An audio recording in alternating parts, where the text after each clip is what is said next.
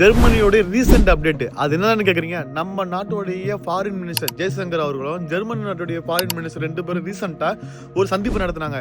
இதுல நிறைய விஷயங்கள் அவங்க பேச்சுவார்த்தை பண்ணியிருக்காங்க. இதுல முக்கியமான விஷயம் பத்தி தெரியுங்களா, எஜுகேஷனல் சம்பந்தப்பட்ட விசா டெக்னிக்கல் நிறைய விஷயங்கள் பேசியிருக்காங்க. முதல்ல இந்த வீடியோவை பாருங்களேன்.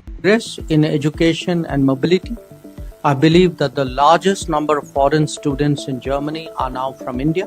The skilled labor strategy released by the German government offers a very good framework for mutual benefit. We have also agreed on gratis visas for short-term school and changes. Short-term student exchange programனா free visa கொடுக்க போறாங்கப்பா.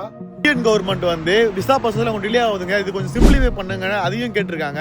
அது மட்டும் இல்லாம visa ப்ராசஸ்ல கொஞ்சம் change நடக்குதுங்க. ஜெர்மனில கிட்டத்தட்ட ஒரு 60,000 ஸ்டூடெண்ட்ஸ்க்கு மேல படிச்சிட்டு இருக்காங்க. இதுக்கப்புறம் நிறைய ஸ்டூடெண்ட்ஸ் வந்துட்டு இருக்காங்க. அமெரிக்கா, கனடா, யூகேன்னு போயிட்டு இருந்தாங்க. இப்போ ஸ்டூடெண்ட்ஸோட பார்வை எங்க போயிருக்குன்னா ஜெர்மனி பக்கமா வந்திருக்கு. எக்கனாமி நிறைய பேசிட்டு இருக்காங்க. இதை பத்தின கருத்துக்கள் உங்களுக்கு ஏதாவது இருந்துச்சுன்னா தயவு செஞ்சு கருத்துரை பகுதி தெரிவிங்க நண்பர்களே. நன்றி.